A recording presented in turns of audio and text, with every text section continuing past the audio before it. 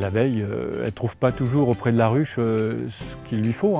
Pour le nectar, elle peut aller 1,5 km, 3 km maximum pour chercher sa nourriture. Elle peut même aller plus loin dans certains cas si elle n'a rien à butiner dans ce rayon d'action. Il y a certaines races même qui vont beaucoup plus loin en rebondissant et en faisant des étapes de ravitaillement entre guillemets. Mais bon, plus elle va loin, moins elle est productive.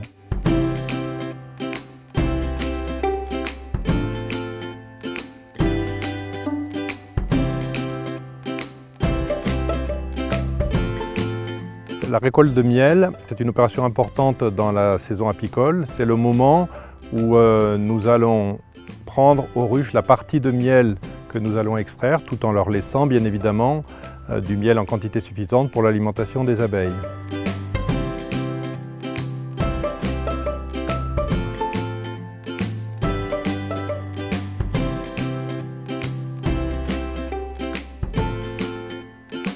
L'extraction de miel, c'est très simple, c'est un procédé qui est uniquement physique.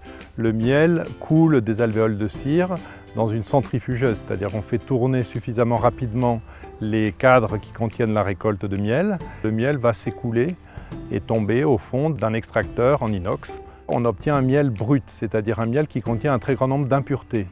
Des pâtes d'abeilles, des petits morceaux de cire, des petits morceaux du bois des cadres de ruche, tout un ensemble d'impuretés qui font que le miel brut, le miel qui vient d'être extrait, qui coule de l'extracteur, n'est pas conforme à la réglementation et n'est pas comestible en l'état.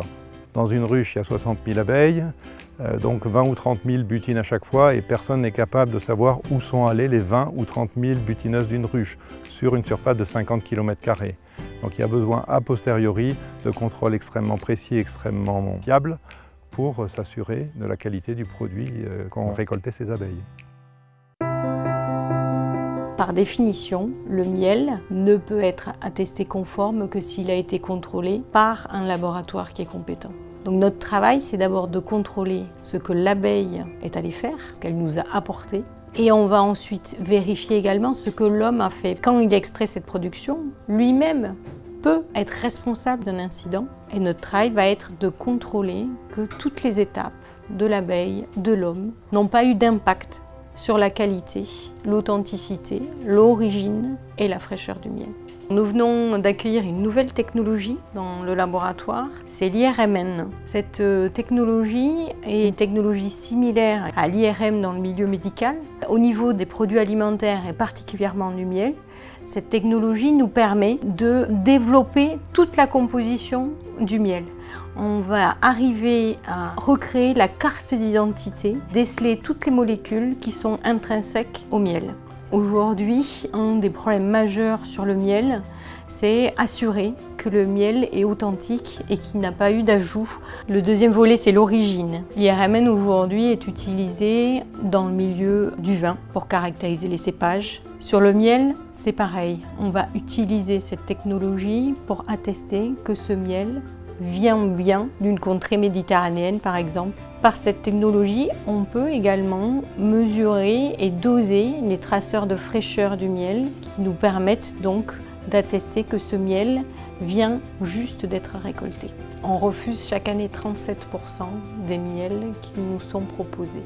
Une fois que toutes les analyses sont réalisées, que ce soit l'analyse d'IRMN, que ce soit l'analyse de résidus d'antibiotiques, de pesticides, l'analyse sensorielle et qui est aussi une des analyses les plus importantes pour caractériser les miels et définir le niveau de qualité. Si toutes les analyses sont conformes, le lot peut être libéré et utilisé.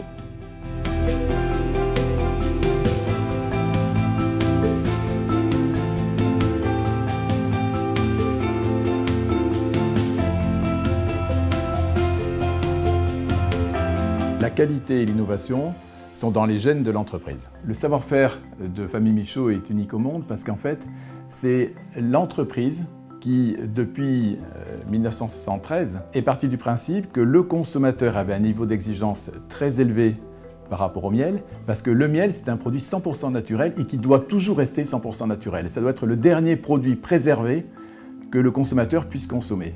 Et donc, Famille Michaud Apiculteur a mis tous les moyens pour avoir toujours la meilleure technologie, pour avoir un temps d'avance par rapport à tout le monde, pour pouvoir contrôler totalement le travail de l'abeille et tout ce qui peut ensuite dégrader éventuellement un miel. Un miel est bon s'il n'a pas été chauffé. Un miel est bon s'il n'a pas été stocké.